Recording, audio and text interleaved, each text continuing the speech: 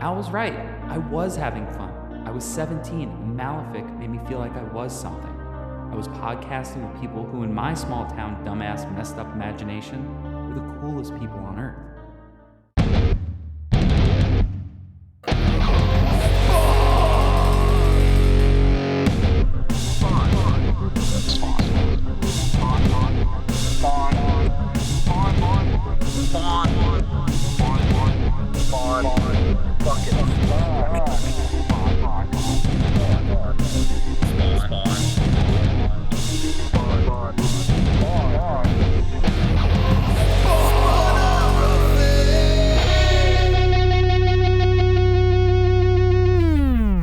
What's happening, Hellspawn? Pierce is, of course, talking about the two of us, the hosts of Spawnography, aka me, George Marston, pronouns they, them, and she, her. And with me, as always, I said their name before, but Pierce line pronouns they, them. Yeah, Richard has that was podcasted with manic us. on my part. That's okay. That's because I have done the intro 3 times. And whenever we do That's that, true. I don't know who waits to listen till after the credits, but sometimes they had our little bloopers of the intro end up at the end, but only if they're funny. This one wasn't as funny. It was mostly just me like stumbling over different words every time I read it. But anyway, welcome back to hell. Yeah, another episode of Spawnography. We're finishing up another arc in the David Hine era. We'll be finishing up A Tale of Three Brothers. We've got parts 3 and 4. But before we get into it, how the hell are you? You know, I've been stunting. I've been out there flossing, new boot goofing, making music, working with the band, hanging out, working with the band, having my kicks. Yeah, my band Lost Cigarette. Oh, your band, not the band. My band. No, not Robbie Robinson. Robinson is, I don't fucking know. Robbie Robertson works for the Daily Bugle, so yeah, I don't know. That's good. Yeah, I excitingly excited. Maybe I mentioned this last episode, but I hired a letterer from a book, so that's cool. Yeah, you did. That's great. And had a really good meeting with my artist Ray. Gotta have Ray on the show at some point to talk about Spawn. Yeah, that'd be fun. I guess once we know more about what we're fucking doing with this book, it's like 4 issues, a quarter of it's pretty much done. I just finished the script for issue 2. I saw some of your pages you showed me, and they're looking really fun. Ray's great. I would love to have him on. Yeah, his first comic ever. So we're kind of learning on the. I guess technically I've made comic, but not finished comic. Yeah, for sure. So, yeah, first one you're hopefully getting out there. I mean, it's at the point where like we have been trudging along. He's an excellent collaborator. I'm having a lot of fun. It's called Uppercut. Boy, we're getting into the early plugs tonight. We are a little bit. Well, because now that you and I think that longtime listeners of the pod don't necessarily know, but we went, I think both separately, individually, we're going through a bit of an artistic fallow period for ourselves. Yeah, both of our bands ended kind of not too far apart. Bands that we were in when this podcast started. So, life comes and goes, it changes. And so now I think what you were going to say, and I agree, is we're both kind of ramping up a little bit. I've been making a lot of music. You've been diving into your comics, and I just think that's great for both of us. Honestly, third early recommendation is just make some kind of art. I don't care if it sucks. Actually, if it sucks, that's even better. Yeah. At this point in my life, I want to see the humanity. I want to see the learning process. I want to see what you can do when you just decide to draw or make music or learn the guitar or whatever. I think that is the most admirable thing one of the most admirable things you can add to your life to enrich it. Absolutely. It's just a friend of mine from college has just been posting pages of a comic that he's making, and it's so interesting. All right, hell yeah. Because like I guess he got like an art history degree or something like that, and like, listen, I'm not saying that the guy draws like I don't know, Todd McFarlane at the beginning of Spawn or anything like that. It's not super refined, but the fact that he keeps doing it and keeps putting it out, and I'm like, this is the conversation I had with Ray actually today. He had shown some of the pages. He was at Mocha Fest over the weekend, and he'd shown some of the pages Very cool. to a former Marvel editor that he ran into there, who was doing like some portfolio reviews and stuff. And I showed him some pages, and the guy was like, well, there's some things to work on. And then he showed him some pages from issue 2, and he goes, oh, you fixed the thing that I was talking about. And then he was like, yeah, this is my first comic. And the guy was like, oh, then you're well on your way. And I was like, love to hear that. Although that's great. Although Ray today was like, there's a chance I'm just going to redraw all of issue 1. And I was like, no, don't do that. You don't have to do you don't that. have to do that. Sometimes the fun of it, and I think we've experienced this on this show, whenever absolutely. when a new artist comes on and they're trying to like fit themselves into the world of Spawn, figure out the visual language. How do I do what Todd does without doing it exactly the way he does it? Because that's maybe impossible. And I try to make it my own. And I think that watching that process is really interesting. The example I brought up to Ray specifically in terms of like artists that I had followed for, I guess like my entire critical career, in a way, is that like RB Silva is a really good example. RB Silva did some of the New 52 like Superboy and stuff, and I remember reading that stuff and being like, I like some of it, something about it I like, but something's not connecting for me. Maybe it's the line work here, maybe it's the colorist that he's paired with. I don't know. Once that guy comes back and I see him again in Krakoa after not really following his career very closely, I was like, oh, different guy. The thing I like is even better now, and the stuff that I didn't like doesn't exist. That's cool. Well, Marcus Toe is another great example of an artist who has like really came into his own. Evolved. Yeah, there are so many examples, and like you said, there have been examples in this book, and I agree that seeing that progress and charting that is kind of one of the special things about comics. And I think that we as readers and as critics have to be more accepting of so-called flaws that don't detract from the work, but show us the creative side of it, and that show us something about the people behind the work, and that give us something to look forward to building.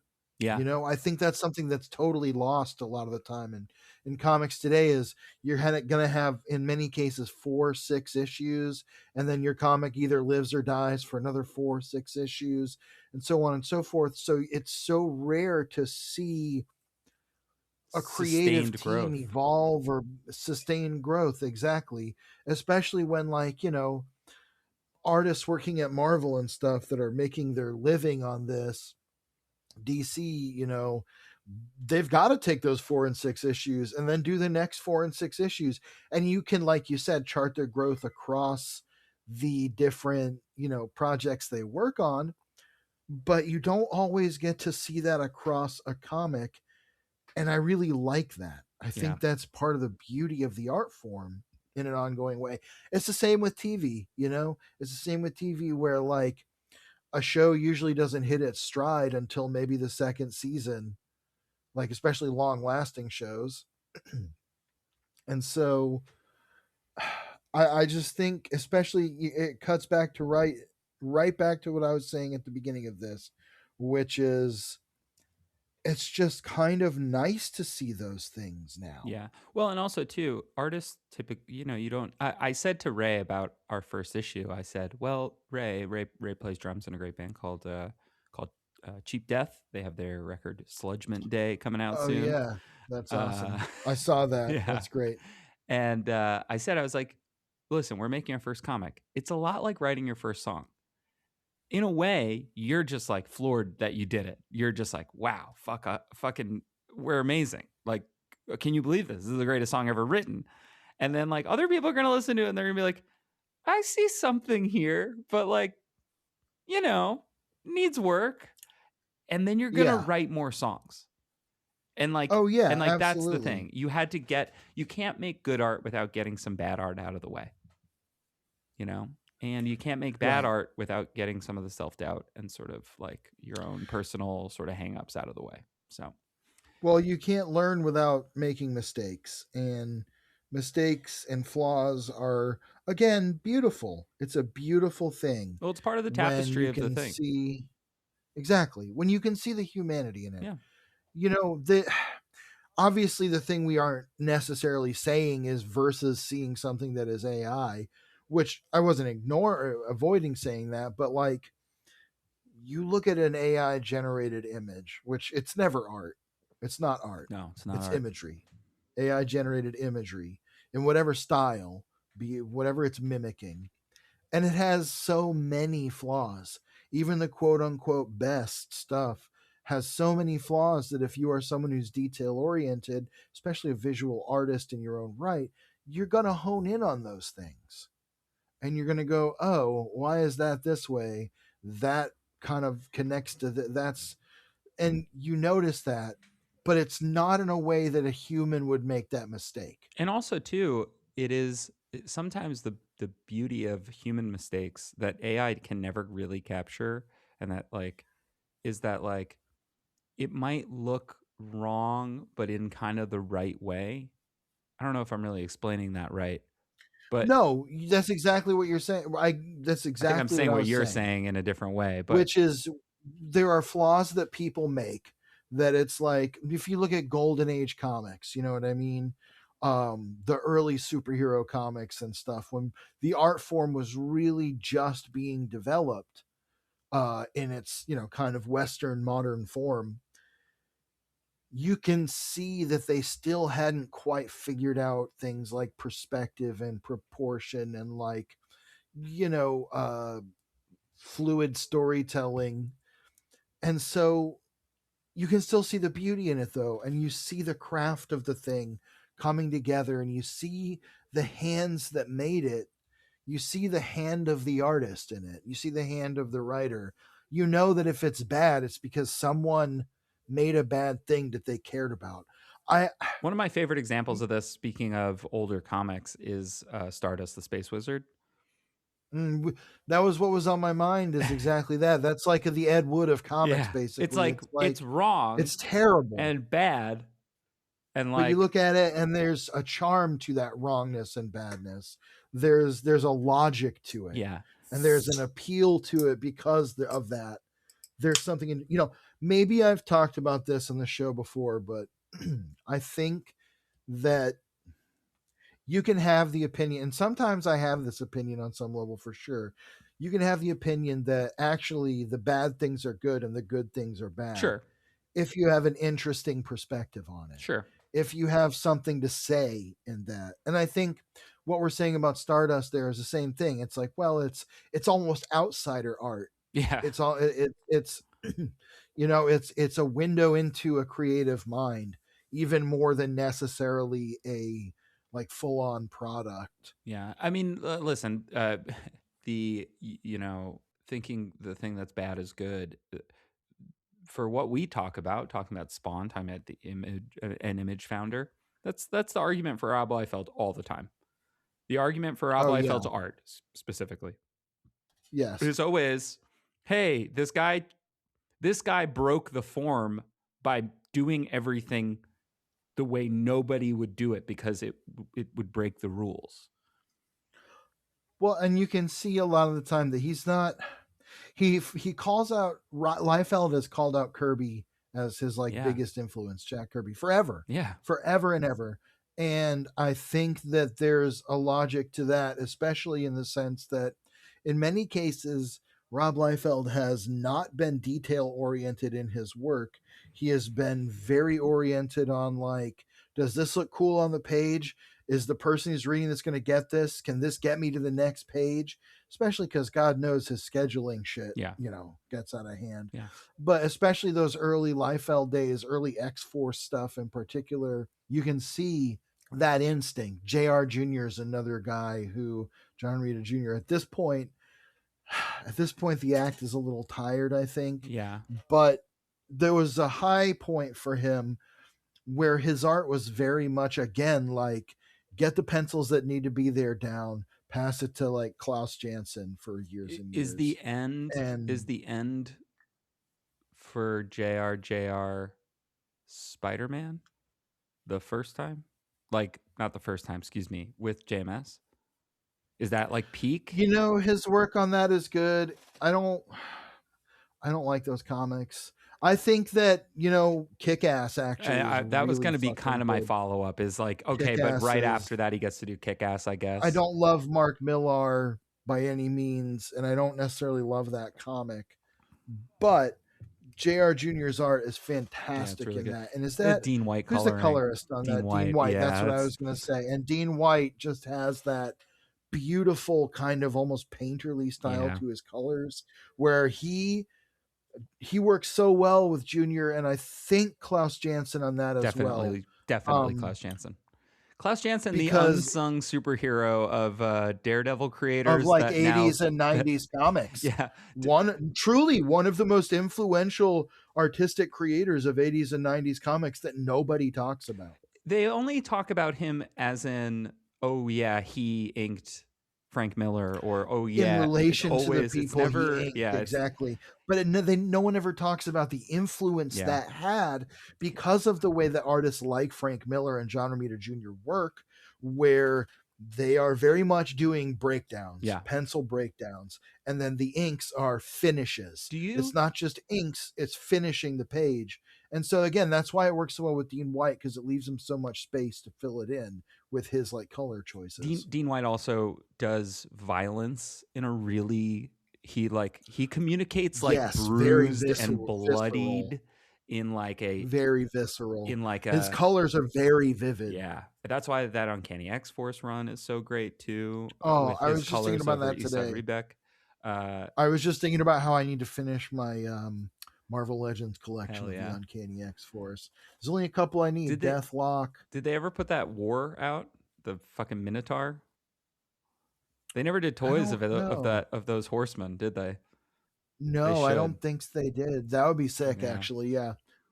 I'll let them know through Reddit.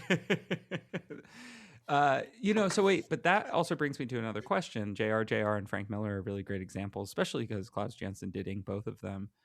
I think that they're both artists now who, to younger fans, they're just like, oh, I'm all the way out on this.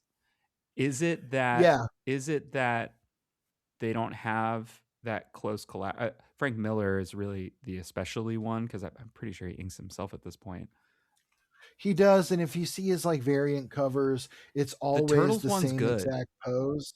It is, but even that's like almost the same exact pose, where he always does the character leaping with their legs up in front of them and their arms out of their sides or And it's kind crossed of or like whatever. from above, seemingly. Yeah, exactly. And they all look that way, and I actually kind of like some of them for what they are, because again, it's like just Frank Miller being like, I have made a creative choice with this.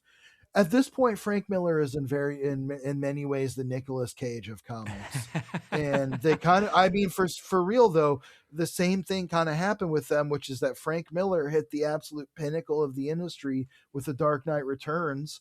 And then after that, he's increasingly been like, how can I do something totally different and try to make a choice that just no one else would make with this? And that's the same. I mean, that is why Nicolas Cage is compelling as an actor. Does he peak? Does Miller peak with Sin City though, as like the perfect I think so. That's the perfect distillation of what his art style, what it would Of his become, just and like what it was. unfiltered Frank Miller, just like unfiltered Frank Miller creative vision. I think so, for better or worse. Yeah, you know what I mean. He is a complex person and complex creator, and yeah, I don't even know. My opinion on Frank Miller is also very complicated. Yeah, I met him once, but and I thanked him for have met Daredevil him. because I never thought I'd get to meet him, and I ended up running into him at the New York City Titans premiere for that show, which was cool. But I ran into him, and I was like, you helped make comics the thing that I could make money writing about a little bit. So thanks for that, And that was kind of, I'm sure he probably appreciated that on some level. I hope so. I don't know. I've probably told this story on the podcast at some point in the last 100 episodes or whatever. I met Walt and Louise Simonson because of Frank Miller, because I was walking past where Frank Miller was doing a big signing. The two at San sweetest Diego. people in comics. They are the angels of Yeah. comics. They are so wonderful. They were walking past the opposite direction of me, and I heard Walt Simonson go, "Oh, there's Frank," and Wheezy was like kind of chuckled, and I stopped and I was like, "Mr. and Mrs. Simonson, thank you so much for everything you've done for comics. You've brought me so much entertainment." And they shook my hand. They were so lovely. They're just like everybody's grandparents Yeah. in the comic industry at this point. And Walt Simonson's the dude who has also locked down what he does, Oh like yeah. basically distilled it down to its essence at this point. He's really And I think it looks interesting though, fucking great. because I think his stuff, maybe he didn't always ink himself, did he? When he was No, doing, not no, not necessarily. necessarily. But I think, yeah, I think you're right. He did kind of simplify his style in a way, but he does a lot of recreations still of like past work that for people that commission that. And like Yeah. you can see that the guy just still has it. That big Ragnarok piece he was working on for like a year. Did you Oh, that see he was that? posting on social Oh my media and stuff. god. Oh, That's like, so and sick. it's gigantic. It's so It's awesome. big. It's so cool. Like that to me, that's why we make art, right? I love that Walt Simonson was like, yeah, I got into those Thor comics and then I started reading them and they were cool and then I got a chance to do Thor and we're like, yeah, and you did the best Thor, buddy. Well, in some ways, I think, well, to answer a question you posed a little while ago that sent us on this, Sure. I think there is a hard time for younger fans or even fans of like a certain era, 90s fans, to accept art that like isn't Jim Lee derived or Sure. like Neil Adams derived, where there is a level of like edgy kind of hyper realism to it, or not even hyper realism, but like preternatural realism to it, whereas quote Yeah. realistic, There's a polish but also. it's like the same thing where some people only like paintings of horses because paintings of like color blasts and splotches mean nothing to Right, them. right, right. um and Jack Kirby again is the prime example. Jack Kirby's art is so perfect to me and I love it so much, and I have since I was a little kid. Mm-hmm. I discovered Jack Kirby very early on. I remember vividly when he died, and I was honestly devastated. And I have grown up loving Jack Kirby, and through my life, finding out more and more his legacy in comics and how he worked and the things he really wanted to say with his art. And I think there are younger fans and even fans close to our age that I know who are like, I don't like that shit. It looks like a fucking stupid cartoon. And I'm like, no, it doesn't. It looks like the best superhero comics you're ever going to fucking see in your life.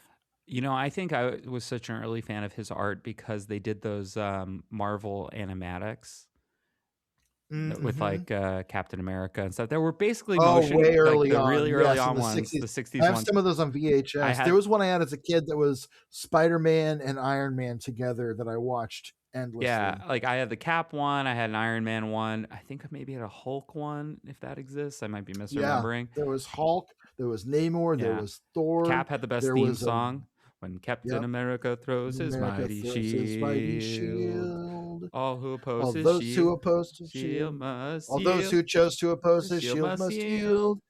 When it's right for a fight and a duel is due, then the red and the Right, and white the and the blue blue will come come through. through when Captain Captain America America throws throws his his mighty mighty shield. shield. I can do almost all of them. I won't though.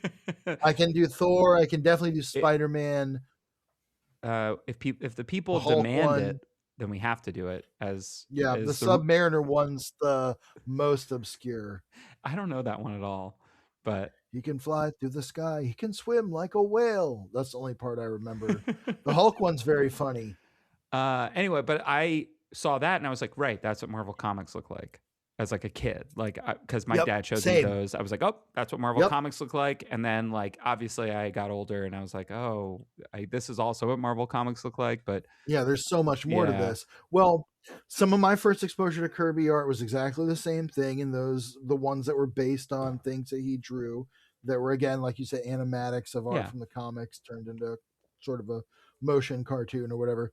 Um, And then there were coloring books that Marvel would do, like the Marvel Coloring Activity book, where again it would have coloring pages that were adapted from Jack Kirby's line art. They were like the line art from Fantastic Four. I had a coloring book that had a big Fantastic Four story in it that was basically a coloring book version of the first Frightful Four story. Nice. And so like I grew up loving like the Wizard and Medusa and shit. And then I got into the trading cards, and there's just so much art on those. The Where like trading you see card so art many new was the other things. thing that like made me so open to different types of art, because the like Joe Jusko and Oh Hildebrands and yeah, like you would get Hildebrands. We talked I about them know. because of the dedication. But like, yeah, just I was I don't know. Kirby made me like quote unquote ugly art, right? Like the Frank Quiteleys and the kind of like later era Right. Frank Miller, where you're Art like, that today reads as more eccentric than yeah, the standard like house style kind of thing. yeah. Anyway, I love talking about comics with you, buddy. It's the best. But we It are is. about It's 30 minutes in, and we probably yeah, need it is the best. And on that note, we should talk about Spawn comics. yeah. Since I'm the queen of the segue. Um when Call you when Paula my Blart. wow. When my ex-wife graduated from college, the keynote speaker at her graduation was we were high school sweethearts. Was the inventor of the Segway. So I learned from the best. Wow. And on that note, Pierce hit me with the credits for Spawn number 172. All right. Todd McFarlane Image Comics present A Tale of Three Brothers, Part 3, Sins Past. Story by David Hine, pencils. How many comic stories have been named Sins Past? There were 2 episodes of the show Arrow in the same in like back-to-back seasons called Sins Past and Past Sins. Well, Arrow was really. You only got so much rope to work with. I told you that my dad watched every episode of that, and I was like, "Oh, Dad, big Arrow fan." He goes, "No, I just had to finish it." And I was like, "Was it Yeah, good?" we talked. And he was like, "No, it was terrible." Started it. Like, it was terrible. Boomer mindset. I think we've had this conversation, but boy, we've been having these repeated conversations. You know what? In a way, it's like recapping the comic, where like anyway, Sins Past. Story by David Hine, pencils and inks by Brian Haberlin, lettering by Tom Warzikowski, colors by Andy Troy, production by Francis Takanaga and Diana Sanson, assistant editor Francis Takanaga, cover by Brian Haberlin this time. It's a pretty cool Spawn lurking with his big cape. You can always just do a Spawn cover like this. It's one of the great things about Spawn is you can always just do a cover. He's kind of like Spider-Man. Yeah, you put him on a web and you got a great Spider-Man cover. Make his thing swinging through the city. And this one is dedicated to Charlie Adlard. Oh, okay. Who is a comic artist from, I believe, the UK, maybe France. He's a European comic artist who worked from the UK. on a good chunk of, I believe, The Walking Dead. Correct. I think he was the final artist on The Walking Dead. Yeah. He worked on The Walking Dead. He worked on Judge Dredd, the X-Files comics, The Crow, some Shadow Man, Hellblazer. I mean, if you're British, you kind of have to work on Hellblazer. I think it's like... Yeah. But yeah, he worked... It's like you get conscripted into Hellblazer. Yeah. After Tony Moore left Walking Dead. Tony Moore was the original, and we'll call him the co-creator. That is controversial. And legally controversial. Well, that's a different podcast. And it took at least when it's not Spawn related, it's a different podcast. Yeah. Oh, I didn't know he did a Warlock mini with Greg Pak, 2004. Anyway, that's cool. Yeah, but at this point, he would have been into his Walking Dead run, as we are in like 2007, 2008. And which makes sense because that was blowing up at Image at this time. Like, it was going gangbusters. Kirkman. There was a girl I was dating when I was like 21 or 22 who was like collecting The Walking Dead way before it was even popular. She was like showing it to me, and I was like, "This is pretty cool, I guess." Yeah, I mean, It was a novel idea, a never-ending zombie story. I'm just kind of sick of it. Yeah, I hear you, but I watched maybe 2 seasons of the show and was like, I okay. remember it being a big deal when the show came out because it felt like, oh my God, like an indie comics thing breaking through in a way that the world had not. It came out on Halloween. It came out in black and white Yeah, the it was a same big night. It was thing. cool. Like, I don't know. I Yeah. remember sitting around with all my friends up in New Paltz and like, we were like, oh, hell yeah, this is sick. Anyway, Yeah. the last time we saw In Spawn number Spawn, 1, yeah, thank the you. last time we saw Spawn, Ab and Zab had returned to Earth after the White Light, which was basically the Rapture / Armageddon Yeah. / Spawn rebuilding the world. Rebirth. Yeah. And Spawn gets tipped off. Nyx has gotten her powers back. Spawn gets tipped off that something's afoot. And so he goes and finds Ab and Zab, who have started opening portals at a hell house. That Yeah. these portals to hell open directly to sin eaters who are eating the sins of whoever walks in by becoming something that they recognize in their memories as having guilt over. And so they are able to feed off of sins past, as it were. And when Spawn gets there, he's like, what the fuck, guys? I'm trying to have no portals between heaven and hell. And then he notices the preacher who runs the hell house. Hell house, for anybody that needs a refresher, the kind of haunted house for Christians to scare you Where into they believing warn in you of God. sin. Yeah. And Yeah. And these rooms are full of sin eaters that become like the personal, like darkest, deepest secrets of the people that they're latched onto. The big twist at the end is that it turns out the preacher is Spawn's youngest brother, Richard Simmons. No relation. Who is no sitting relation to across either of the from Richard Simmons. Nope, none of them. Except for the one in Spawn, who is him, sitting across from this unknown guy who is full of stab wounds, with Richie holding the knife, saying, with Al saying, "Oh, we murdered that guy," and that was the big ending. Was like, "Oh, not only is this Al's brother, but Al and his brother, and maybe Al and his brothers murdered this feller." Yeah. So we open up looking at a house, and it says, "Do you believe in magic?" And inside, And I hope you do. there's an older couple. There's some kids outside who are messing around with a ball, and Yeah, throwing a baseball around. She is annoyed by them constantly like throwing balls into their yard, and the kids are like, "Where did the ball go? I don't even understand." There's a magical barrier around Yeah. this house, it seems, where the balls just disappear Yeah. when they go into the yard, and And it says, this woman believes in magic. A long time ago, a magician cast a spell on her. Now she can never leave this house. And yeah, the ball disappears. They say like into another dimension, and the kids don't see or hear her. It's clear that to them it looks like an empty lot, like an empty, overgrown lot, basically. And she picks up a rock and chucks it at this kid's head. They call for help on a very early flip phone, and she's kind of yelling, "I'm still here." Uh, Inside, there's a guy watching just the blank TV. just the static. Yep. And he asks, was that the boys I heard out there?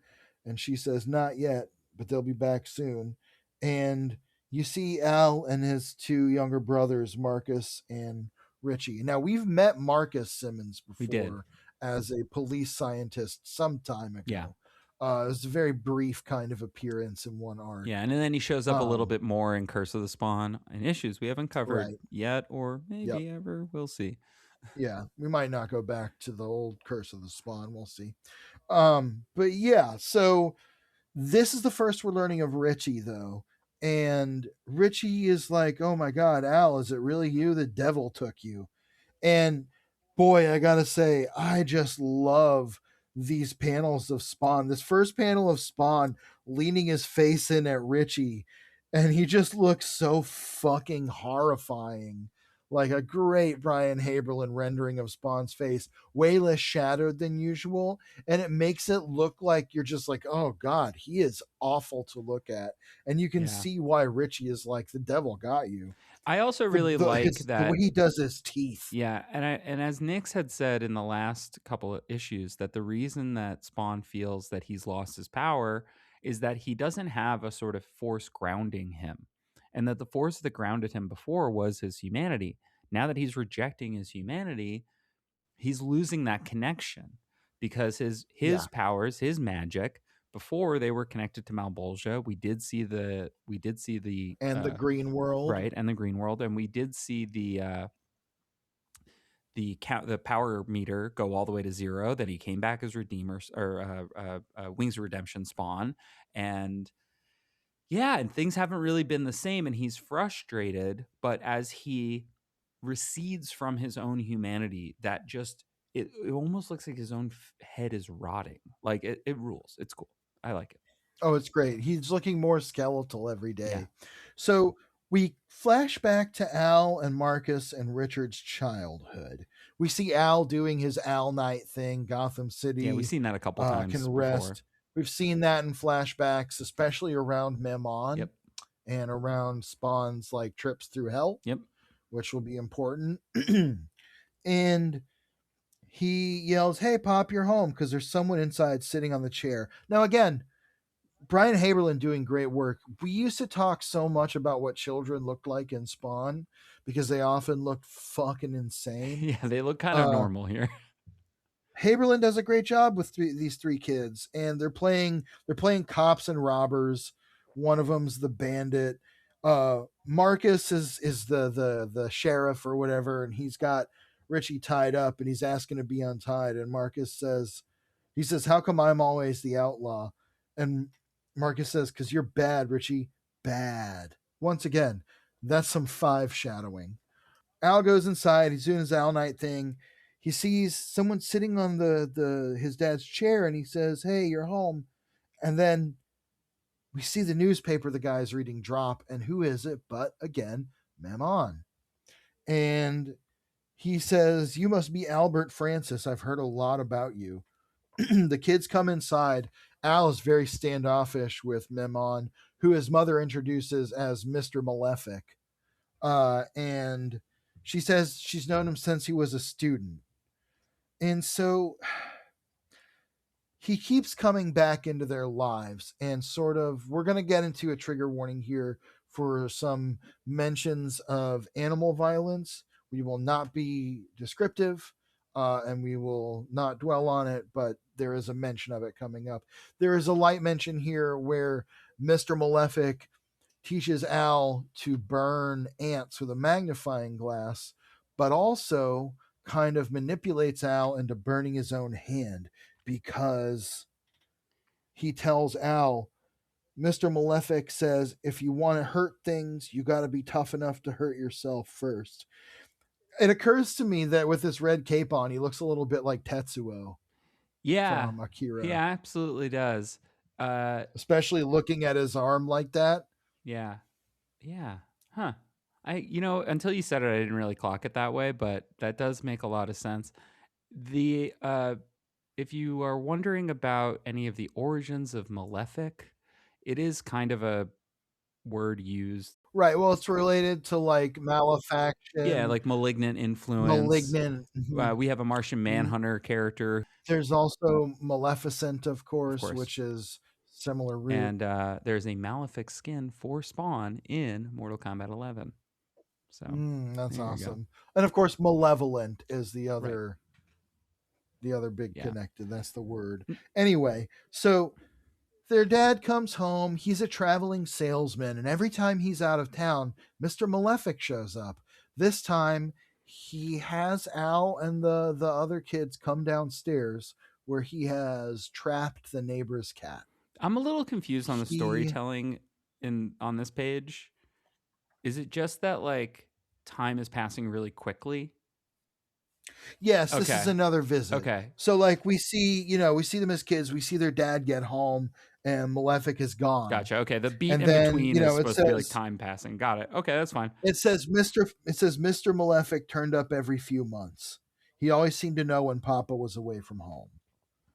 Years went by like that, and we got used to him being around. So anyway, he's captured the neighbor's cat. He forces Al to take its life while like looking in its eyes. And it's clear that he is grooming Al to be a world famous government assassin. Yeah. He is grooming Al to be comfortable with killing and to have a conscience that Mammon can manipulate. And we'll get a picture of just how long he's been manipulating Al's life as this arc goes on. There are parts of this arc that are difficult. These pages that we're kind of glazing over here with the animal abuse are tough. Mm-hmm. It's not graphic in the comic, but it's an unpleasant kind of story enough thing. is insinuated that it's not the best. But, here's the thing. And again, I'm not going to get into detail, but harming animals as a child is a good indicator that a person may harm humans later on, because it shows that they are, whether intentionally or just subconsciously, they are becoming more comfortable with the idea of doing harm and taking life. And so testing a there is this boundary, thing called kind of. there's this thing called the McDonald Triangle, which is animal abuse, nighttime incontinence, and like into past potty training, and setting fires, that used to be considered like criteria for like a potential serial killer. That's considered bullshit. Like the I think it's the McDonald Triangle, is what it's called, is considered bullshit. But there are aspects of that if someone is the McDonald Triad, yeah. If someone is doing things like causing harm to living things, that is a warning sign. So that's kind of directly what's being played upon here. And the other two brothers just totally shun it. They go say they're going to tell their mom, and he's like, "Yeah, your mom. Who do you think got the cat in here?" Okay, so when I first read this arc, I was like, "Oh, we are putting Mammon in this like puppet master position from before Malbolgia." Yes. And I think that's interesting.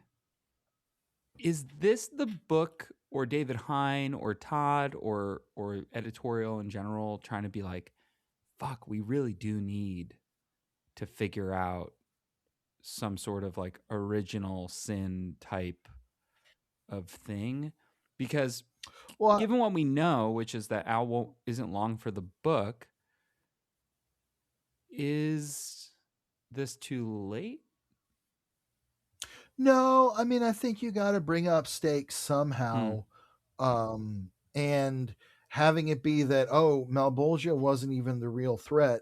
This isn't the first time we've kind of gone down that road. We have the revelation with Cog, who is kind of now lost to time, trapped in hell somewhere in a tower. Maybe we'll see him again someday. I think that it is a way to, I don't think it's too late, because I think it's setting up that end game with Mammon and Al, which is really Al's last big hanging thread at this point. That's fair. So I think it's kind of moving into that end game of like, here's how long Mammon has been your actual arch enemy. And I think it goes back to David Hine picking up on some of those moments that have previously been in the book, and then him seeding new ones. We have talked previously about the potential that some of Al's abuse of Wanda is a figment, is sort of a product of Mammon.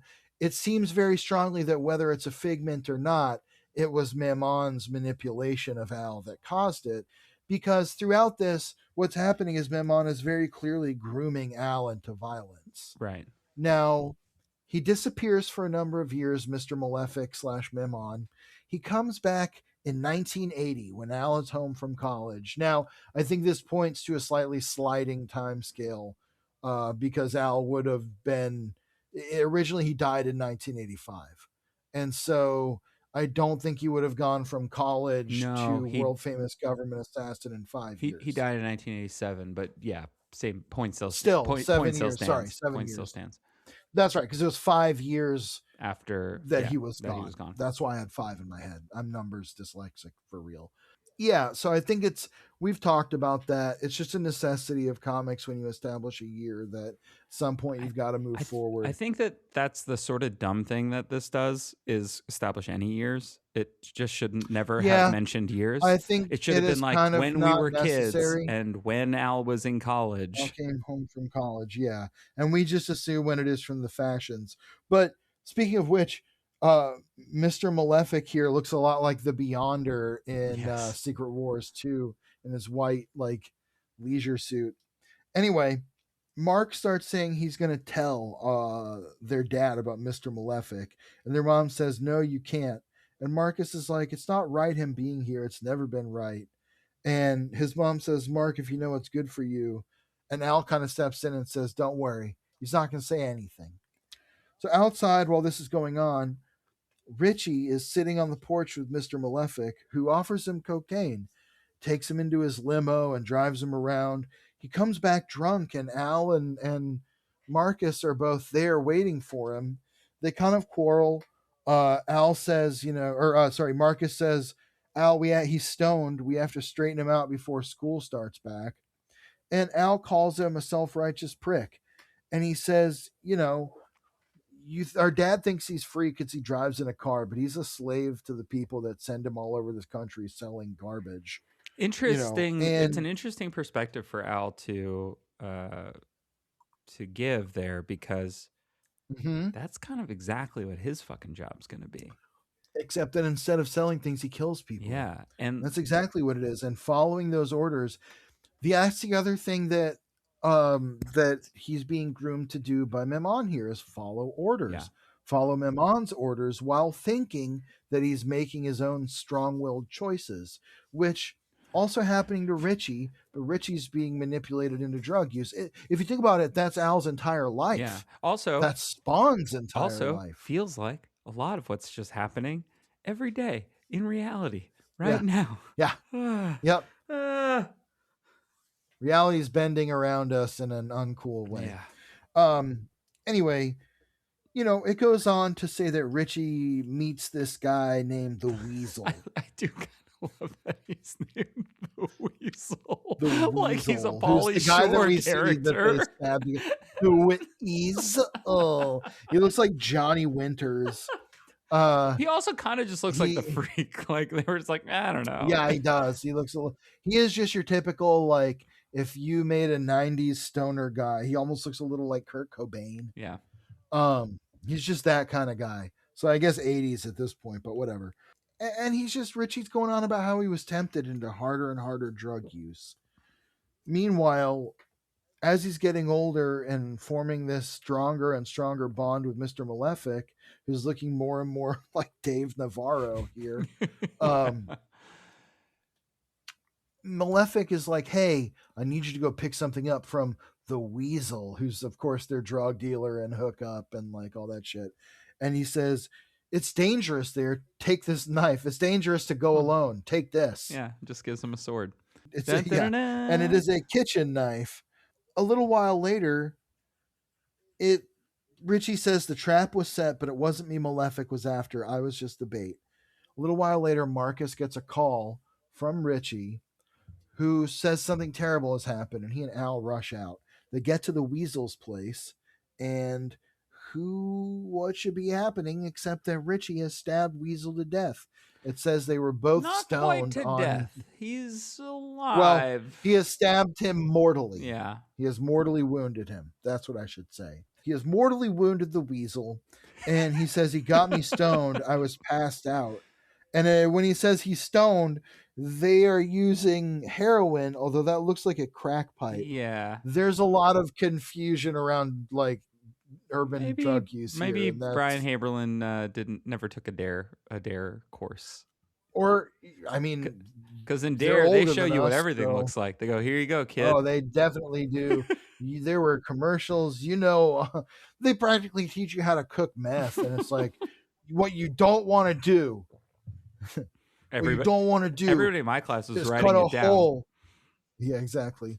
What you don't want to do is cut a hole in the bottom of a 2-liter bottle and put it inside of a bigger bottle full of water and have a hole in the lid of the bottle and have a bowl of weed in there, and then you use it To the and you FBI pull it out. agent who's listening to our show, we don't know how to do this. This is all alleged. This is science fiction. Yeah. Do you know what I'm saying? Nope. I don't. So anyway, the weasel stabbed. We get some good. I'm going to say this. Haberlin gives us. He says the weasel was assaulting him. Yeah. He woke up and the weasel was like on top of him, doing weird stuff, and was on top of him. We get some good acting from. I'm going to give Haberlin a lot of credit here. This really quick sequence of 5 panels where he gets the knife, and then the other brothers are called, and they rush to him. Versus the much more steady panels, almost like flashes of like he answers the door with blood. There's the chaos of the start, and then it's that heartbeat all the way through. Oh, that's really exactly great. right. Really, really great. The inking on this, okay, if you look at this panel, the close-up of Weasel, where he's kind of like gasping for air, very Gary Frank. Very Gary Frank type inking. Like this would have been around the time Gary Frank was doing Action Comics with Jeff Johns, which their Legion and Superman story, so fucking good. Peak Jeff Johns before he was riding around in the White Power limousine. Hell yeah. Making the White Power ring. Do you remember that? It was New York Comic Con 2010. Yeah. Maybe you weren't there. Maybe I was not just there. Me I was not there. Well, there was supposed to be this after party at Bergen Street Comics in Brooklyn, nice. RIP.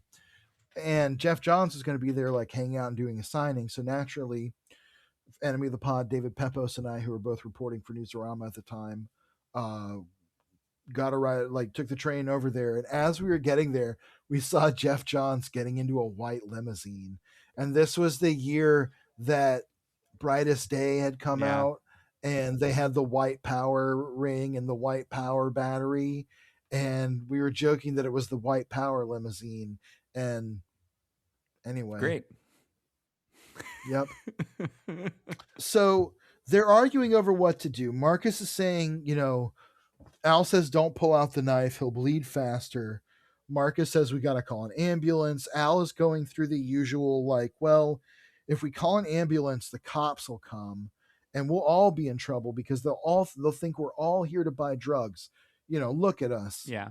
And I gotta say, first off, Marcus is dressed like Blade. He's wearing a camel colored vest with no shirt, and the glasses. And he's got natural hair and those big glasses, the red lens square glasses, and he does look like Blade. But when I was, whether he looks like he's in the Warriors. But the other two, this looks like what the fashion looked like in the 80s generally. Sure. Marcus is a little hippie-ish. But what I really like here in the art, aside from just the storytelling of that heartbeat pace of we have to make decisions, that pulse, I really love the dynamic between the 3 brothers and the acting that they all have. If you look at the panel at the top, Richie on the left side is just, he's looking mortified, shocked looking down at the knife in Weasel's chest, horrified. Marcus is looking reasonable, trying to, say, we got to figure this out. And Al is being condemning, no, there's no way out of this. You get the brotherly dynamic. Yeah, I think that there's a world where somebody reading this could be like, oh, the art's boring. But I think if you're really looking at it and you're understanding the decision in paneling especially, but also the acting, really if inherent. If you're keyed into the actual craft of it, it's not bombastic, but it's tense. Yeah. And again, this is like a scene from a great movie. You can feel the acting. You can feel the tone of voice through, the lettering and through the environment. It's just great. Yeah. It really has almost a John Singleton kind of feel here. It gets a little heightened because what should happen next is another moment of chaos. We get these 4 chaotic panels of Al pulling the knife up. We see the spray of blood coming out of it. and slamming it back down into Weasel's chest. Now, I love that the spatter of the blood is mixing with the background that has graffiti all over it. And I love the way it all kind of comes together in this like very stark kind of moment where they're watching Al kill him, and then we get this sort of like the larger panel that the other ones are all inset, the background panel is Al looking positively malevolent, kneeling over the Weasel whose blood is now running. Richie is looking away, and Marcus is just stunned. I love that the details slip away there. That in this moment, there's only these three. There's nothing left. Only these three brothers, and what has occurred. Gotta say, I know that Brian Haberlin has used references. I've talked about the Bud K knives throughout. Yeah. Love the shoes here. Truly. I just want you to look down at the bottom and look at Richie and Marcus's fucking shoes. Okay, first off, I love sneakers. I'm not like a sneakerhead. I don't buy or own them. They're too expensive. But I love sneakers and I love shoes. And I get so excited seeing actually cool, neatly rendered shoes instead of just a square foot that looks like, a loafer that no one wanted to draw details on. I love sneakers on superheroes. That's my favorite. Hey, that's why Miles Morales is so popular. I mean, that's part of why I think he's great. But seeing the details, how Haberlin handles those little things, it just really makes these pages work to me. Yeah. And we get this repeated moment from when Al killed the cat, where he's looking into the eye of the Weasel as he dies, and we see Al's face reflected in his pupil. Malefic talks about this line between life and death, and if you can live there. Yeah, I really like this narration here. It's Richie, and it says, "It was like with the cat, you looked into his eyes. Did you see it? Did you see the moment when his spirit left him? I guess you did, because suddenly he was there." And it's this moment, it's great. Malefic arrives, but you get this moment of Al just watching the life leave him. And there's that line, it comes up earlier and then Richie repeats it, where Malefic says, if you can, when he's grooming Al to kill, he's like, if you can find that line between life and death, that's the where you want to be. And if you think about it, even that is preparing Al for Spawn. That's where he lives. Because where else is Spawn but literally on the line between life and death? So yes, Malefic shows up and he says, "At last it truly begins. I've waited a long time for this. I've wandered through the centuries, searching for the one who would give me dominion over this world.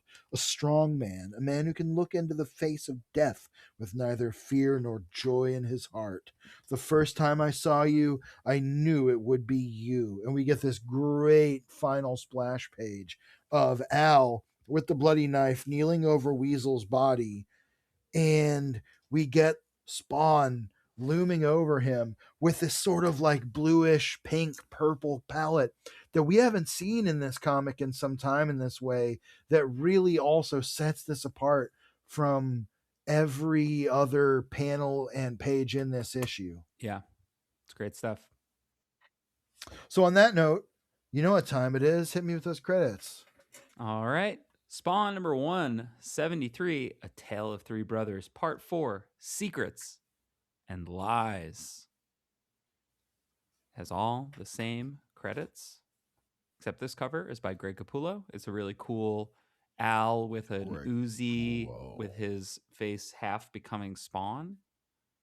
And it is dedicated to somebody we brought up on the show before, but hasn't worked on any Spawn at this point, Kyle Baker. Oh, so wonderful cartoonist. Yeah, absolutely. Kyle Baker, Queen's legend. What is it? Red, White, and the Captain America Truth. That was Kyle Baker, right? Yep. And Plastic Man. Yeah. Yep. And a whole bunch of stuff. Why I Hate Saturn. Oh, he's done a bunch of incredible comics. Fantastic artist. I've actually learned a lot from back in the days of DeviantArt. he would post these little art tutorials about how he would color his line work and stuff. And something that I learned from him that I have copied forever in my own art is he almost, at least at the time, he was not really inking with black. It would be like a dark blue or a dark purple or like sometimes even a Oh, sepia that's tone. interesting. And yeah, it's just interesting. And I have used that a lot, especially in my digital artwork. Anyway, What kind of effect does that really do you feel that brings versus black? well, sometimes you want those hard blacks. Like I wouldn't do a full like a big spawn page like Is it that if more I when you was want a doing certain type something of where like light kind of shadow? yeah, or you want to feel that it's a little more like organic or vintagey. Hmm. Sometimes you want it to look kind of just dynamic in the way that you want all the colors to work together. It's just something that I don't always do, but it is also kind of inspiring Hmm. in a way because you sort of set the tone for the whole piece. Like if you're like, you know what, I'm going to ink this with, say, a dark green, Hmm. you kind of know like how you're going to approach some of the rest of it, or it builds a vibe or whatever. It's just fun. Cool. And it winds up looking cool. Cool. One of my favorite Kyle Baker things is with another our creator that we've both recommended on this show, David Lapham. Deadpool Max. Mm. Pretty fun. Oh, yeah. Pretty fun. Fun. Mm-hmm. If you're gonna do Deadpool, do David it that way. David Lapham and Maria Lapham, of course, his wife and ongoing creative partner. Stray Bullets, one of the best. Yeah, absolutely. Such an influential comic. You can get the Stray Bullets like complete edition for pretty cheap at this Oh point. I hell yeah. think. Early. I guess I don't know how much it is now, but I got it for like That's $50 at great. one point. That's Yeah, you basically made money on that. honestly, Yeah. I mean, certainly I love Stray Bullets. So good. I have also one of the original oversized hardcover volumes, like the first like collected edition of the I original run as I well. got our both our buddy Raj. I got Raj a Gambit commission from David Lapham. Oh fuck yeah! I bet that was Yeah, sick. yeah, it was really Love cool. David Lapham. Anyway, That makes me also think of Adam Warren, another guy I love who very different style, but great for some artist. reason it just came to my head. Anyway, we open with 173 with Spawn kind of, looking a little shocked. We get a great close up with his eyes glowing all green, and it says, I always believed that before I died and became Hellspawn, I was a good person, not a saint, but definitely one of the good guys. That's what kept me sane. But everything I discover about myself tells me I'm wrong. All my memories were false. I abused Wanda, and when I was 19 years old, I committed cold blooded murder. And they're back in the Hell House now, in the room with the Sin Eater. Richard is being embraced by the Weasel, who is, of course, a demon in disguise, Yeah. who is sapping his will to live. And he's saying, Richie is saying to Al, he said you were the chosen one, the one you'd been waiting for. Malefic was the devil, wasn't he? He must have been. Look what he made you into. And Al says he wasn't the devil, he was something much worse. And so, you know, the Sin Eater is kind of sort of trying to convince Richie that is alleviating his guilt. And Spawn's like, no, it's not this is not what you think it is. Yeah. And Nyx uses her magic, as we've seen before, to Rev- cast out the demon, like reverse the illusion, Yeah. cast aside the illusion. And Spawn says, that's enough, let him go. And these Sin Eaters look so creepy. I love them. This one They're says, great. the lush aroma of evil is on your breath, Hellspawn. You've committed every vile act the human mind can imagine. You know what the Sin But I tell you Eaters this, give me the vibe he of? says, your greatest sin is left to come. Yeah. You know what the Sin Eaters give me the vibe of? You know how everybody clowns on Greg Land for being bad at art? But really he's just lazy at art. But when you give him something that he can't trace, you're like, we've talked about hell this. yeah. That was one of the things when he was doing Uncanny X-Men way back in the day with Kieran Gillen. They did this arc where they had to go into the like evolutionary world or whatever, and he was drawing a lot of Colossus as Juggernaut. and like organic shit that he couldn't just like alien stuff. Yeah, he couldn't trace And it. it was It was good. good. I was like, oh yeah. Also, his But Ultimate Fantastic Four, there's some stuff that like he couldn't necessarily trace, and so yeah. anyway, Yeah, when he has to be creative. Anyway, yeah, the Sin Eater tells Spawn, "Your greatest sin is yet to come." Spawn says, "You tell fortunes too. Did you see this coming?" And then scratches out his blasts eyes. his entire, yeah, scratches out his eyes with hellfire that like burns through the back of its head. It almost has these like big shark fangs, this one. And it like blows the energy out through the back of it, which gets all shredded. Looks fucking great.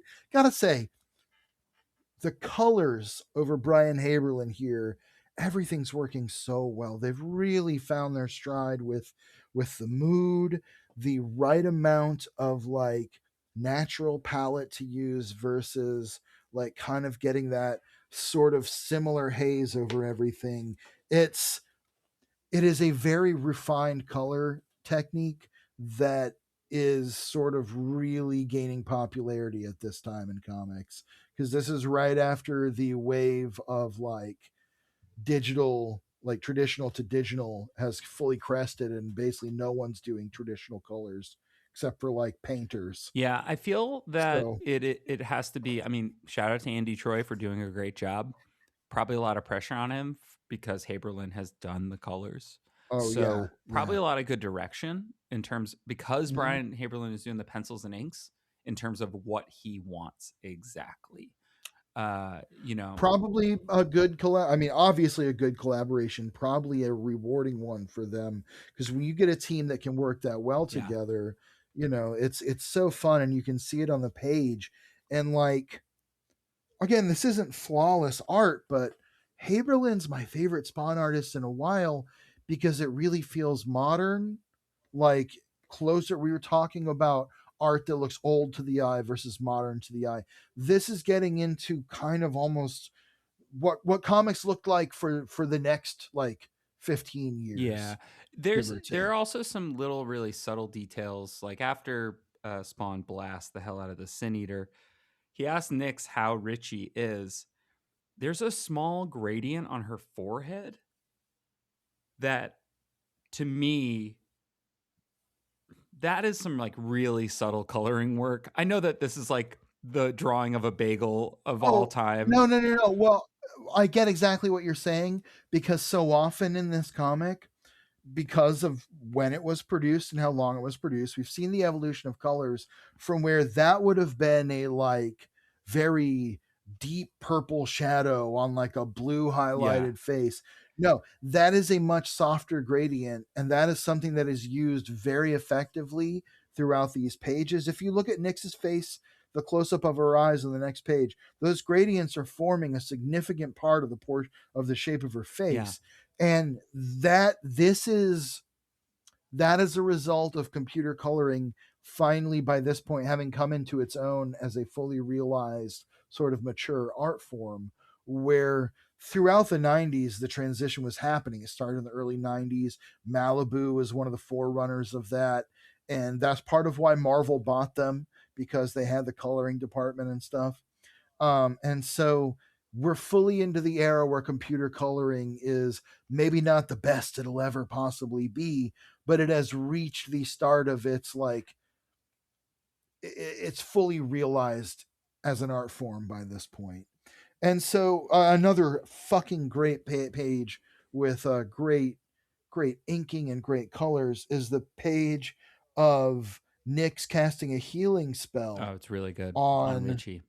her tech. I also like that her text turns black as she or her bubbles turn When black she with white casts a text spell. as she casts a spell. But like the way her hand is highlighted with the blue, and you get that sort of X-ray version. The colors there are so subtle. You get like the bones in dark gray through the shirt.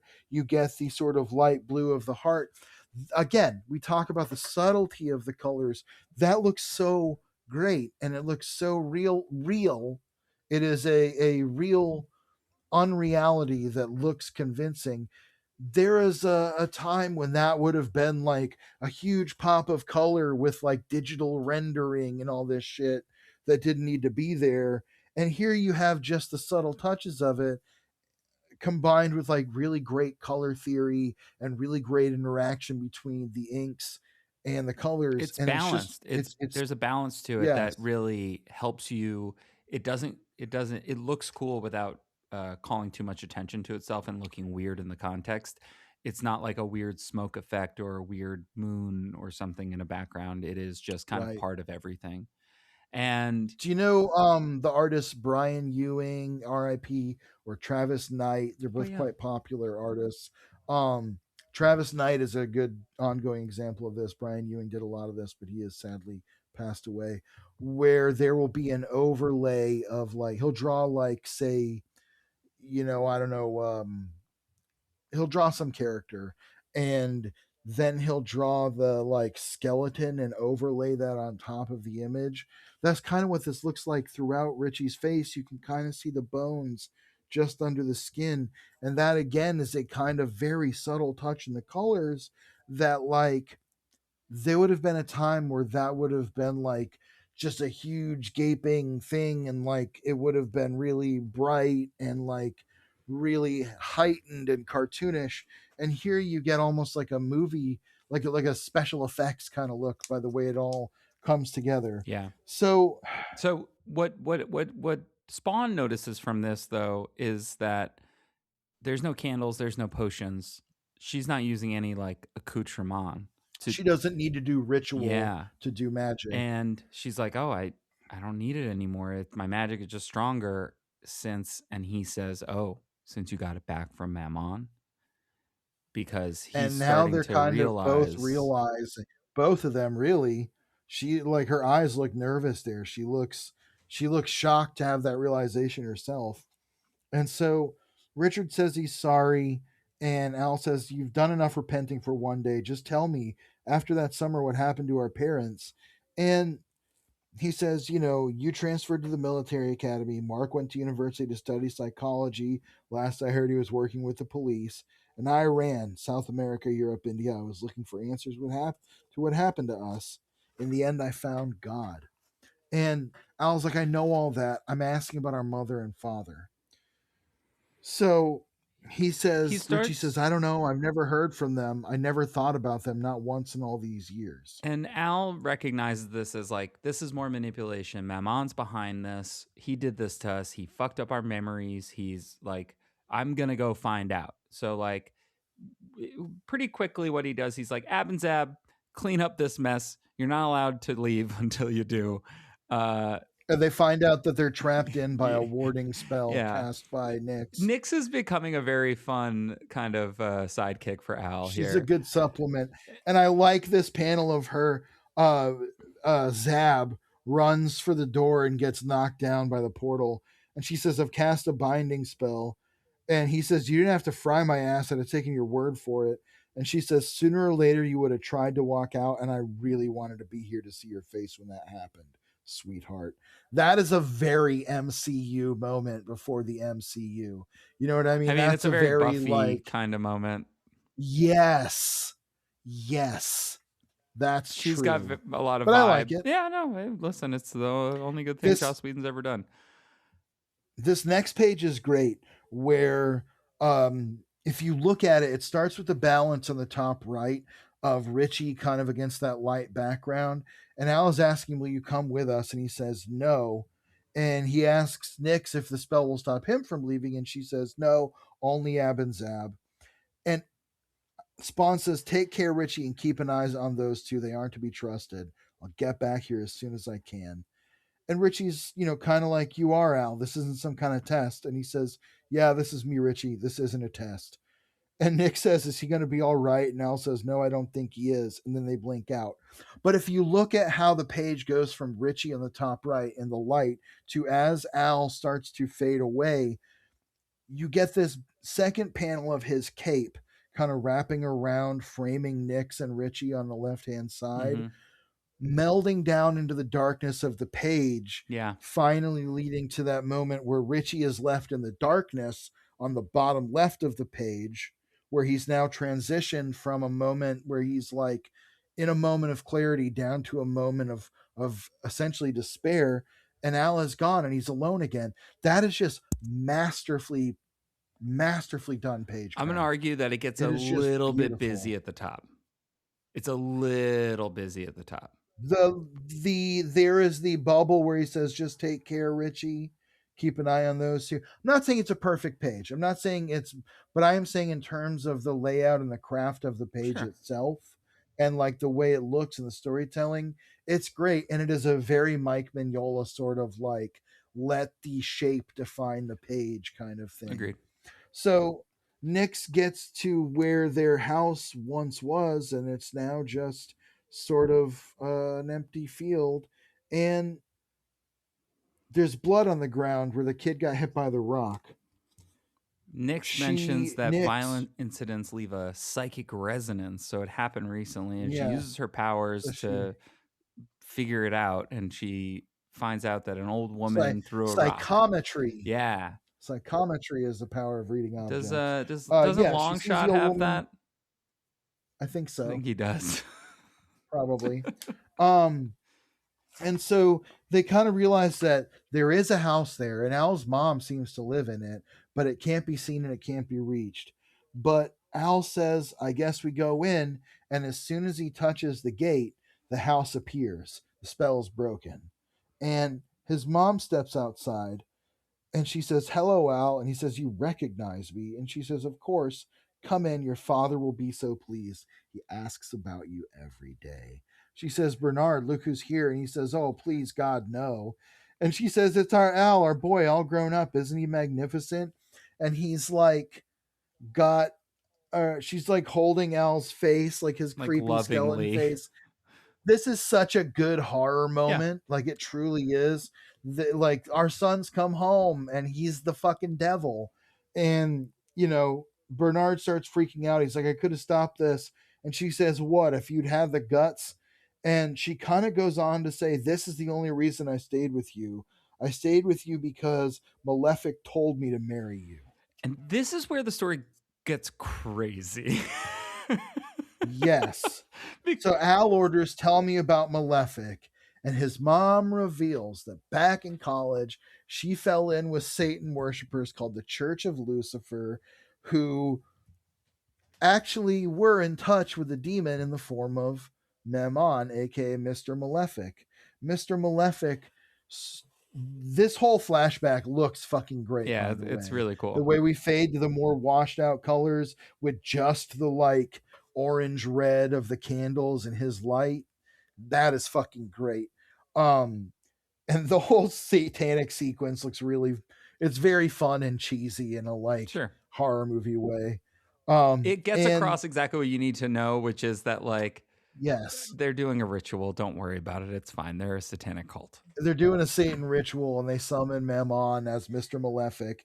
And soon she finds herself sort of in the thrall of Mr. Malefic, who tells her he wants her to have a child, but not with him, with Bernard, who was to be the father of her children, Al, Marcus, and Richie. Right, because he's a fallen angel, and angels don't defile themselves with human passions.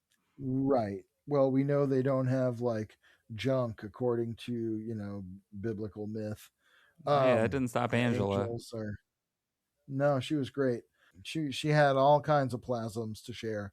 There's some confusion here because they're like, well, why Bernard? Because he's a traveling salesman. Like he's just a guy.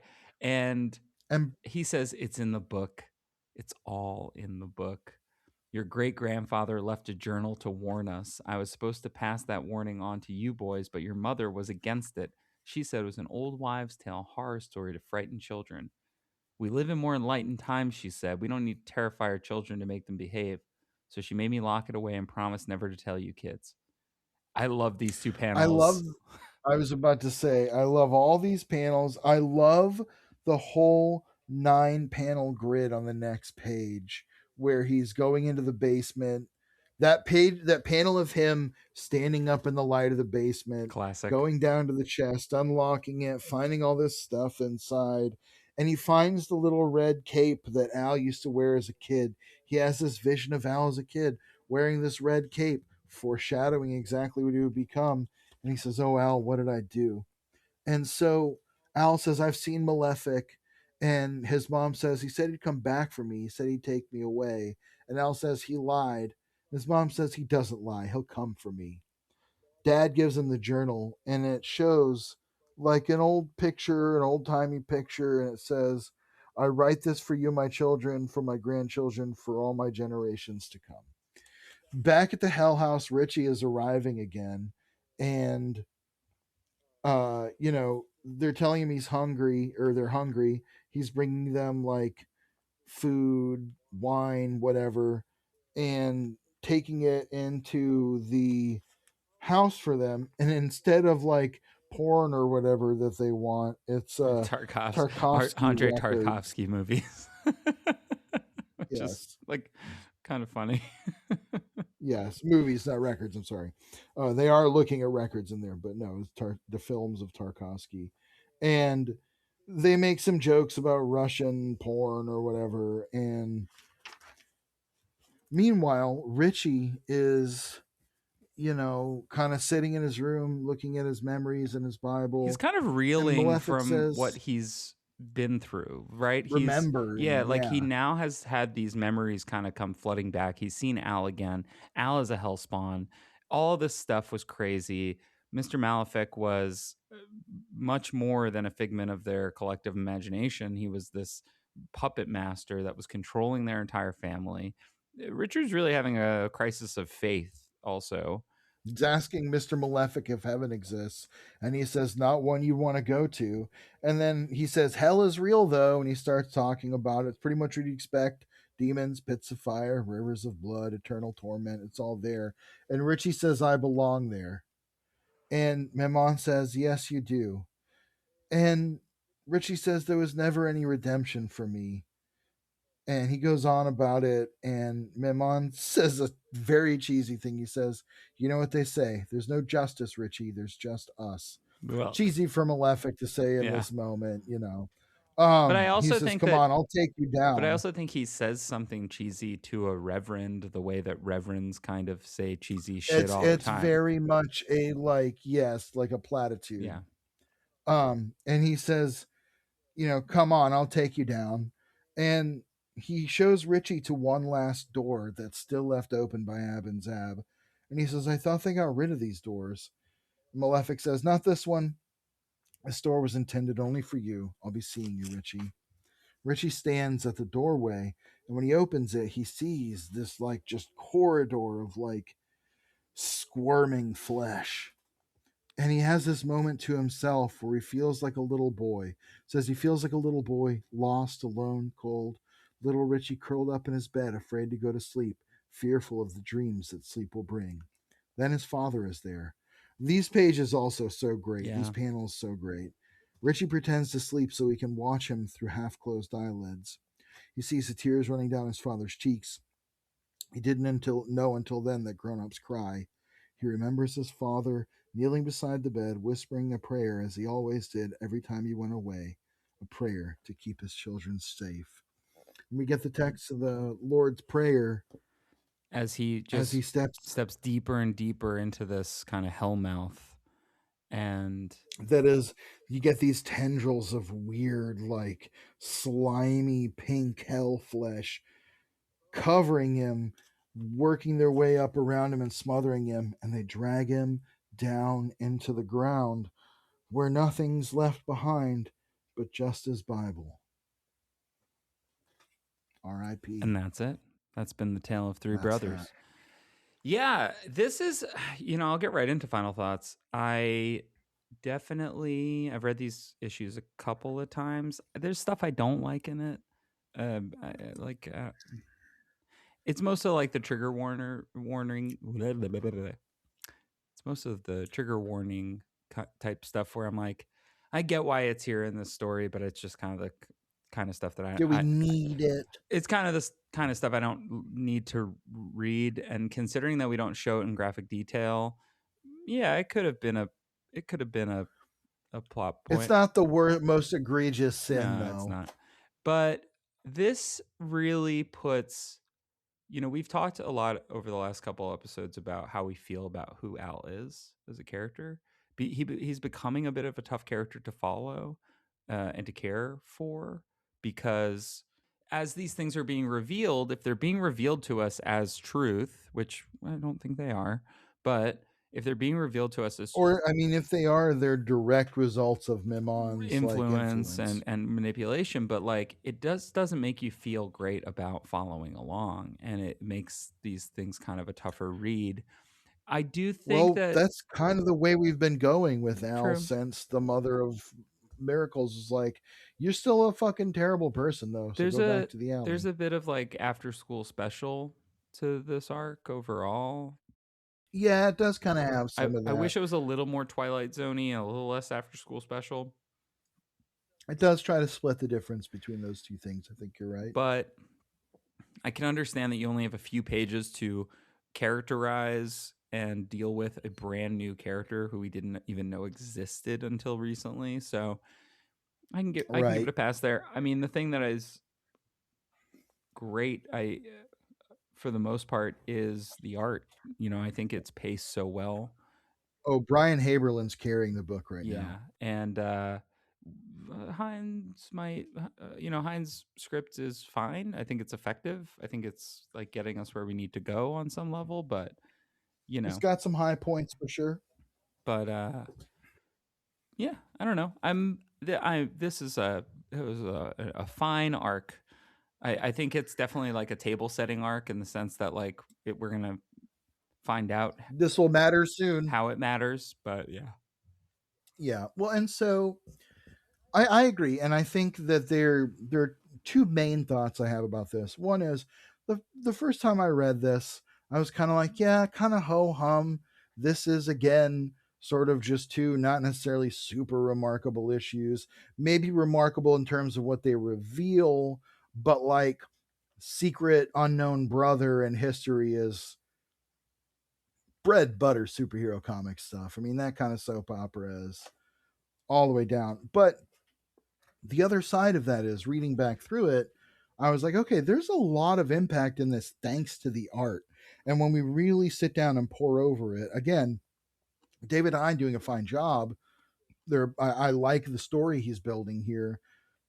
Haberlin and the rest of the production team are just doing such good work, and Haberlin is such a different take than any of the four big artists we've seen before in terms of, Todd, Greg, Medina, Yeah. and of course Tan. Yeah, it's And so it's a different vibe. it's It's just closer to Sam and Twitch than it is. again, it's more of a kind of 2007 Yeah. look. So yeah, I mean, I think in retrospect, these are kind of a good version in my mind of that sort of very soap opera, like soapy take on like, oh, a secret returning brother. I think they handle it well. Yeah, I agree. I also like Nyx kind of coming into her own, and also maybe Yeah, you're Spawn also works, getting manipulated by Mammon. We'll see. and I like her better than Cog Yeah. in a way because she's not a know-it-all who is manipulating Spawn at this point. They're both kind of in it together, and they're both being manipulated by the same party, Mammon, and so their fates are intertwined. And I like that they're kind of forming like a partnership together. Her magic, his powers, it works. Yeah. And even her just trying to bring out more of his powers through her, It not even well, through her magic, but through her ritual, which I think is yes, interesting. and it's a more satisfying version of what he had with Cog in a lot of ways because it's not just Cog going, I know everything and you know nothing, but Right. I won't tell you. Right. Exactly. Well, More of an interesting audience entry point. yeah, 100%. I think it's and I think maybe for a writer, it's a more interesting dynamic to explore as well. So, Yeah. cool. Well, up next, we're going to be chatting with Mark Novak, a.k.a. Tiny Spawny, about Gunslinger Spawn. Because we're going to do a little... Rootin' tootin', howdy, partners. Pew, pew, pew. There's a snake in my boots. We're going to get the first dive into that character's deal. Somebody poisoned the water hole. But before we do, George, give me your recommendations. I know we've had a million in this episode, but my official end of the show recommendation will be The Boys. Check out The Boys. The new season is coming up, the final season. Oh, you've always been a big Garth Ennis-head. Well, I don't like the comic that much, of course, but the show is boy, I just finally caught up on the last half of the previous season, and it's just like set in 2026 America. It just is. And it's kind of terrifying, and it's a parable for our times about what it's like to idolize strong men. And it's also incredibly irreverent and fucking just like brutal and bloody and hilarious and like just absolutely. If you're like me and you still got a little bit of edgelord in you, it really satisfies the itch of like kind of blood and guts, R-rated, crazy gonzo shit without crossing a line into being like disgusting in a like personal, like human way. So, you mean like crossed? Yes, I'm not a fan of crossed. No, me neither. I heard that we talked about that in the episode where we said provocateur 900 times. Yep. I heard that Fox News is so mad about The Boys that Pete Hegseth has conscripted actors to come out with the girls. But it's all about... Wow, so they're transing our superheroes. Right, and it's all about how trans women are evil. It's about the bimbofication of Superman. It's about the bimbofication of conservatives in America. Superman is a big, juicy ass. Now that he's played by David Corenswet, who has a big, juicy, dumping clapper. My recommendation is a somber one, and it's just to if you got an old pet, just hug your old pet a little bit tighter. Hug all your pets. Hug all your pets, but I have a very soft spot for old little cats and all little cats, but I had 2 senior cats for a while, and I know you have also taken care of senior pets, and it's tough. It is difficult, but also rewarding. It is tough, and it's so special to have those long-lasting relationships. Totally. So, anyway, on that note, if you like the show, please rate, review, subscribe wherever you listen to podcasts. It really helps the show. We really appreciate it. We don't do like crazy ads or anything like that. So the only way people find out about us is because of you. So tell your friends, even if they don't like Spawn. Tell your lovers. Tell your enemies. Honestly, maybe this is torture to them. Who knows? Yeah, we'll find I hope out. not. But I hope not. Anyway, George, before we go, for Todd so loved the world, he gave his only begotten Spawn. See you later, Hellspawn. Spawnography!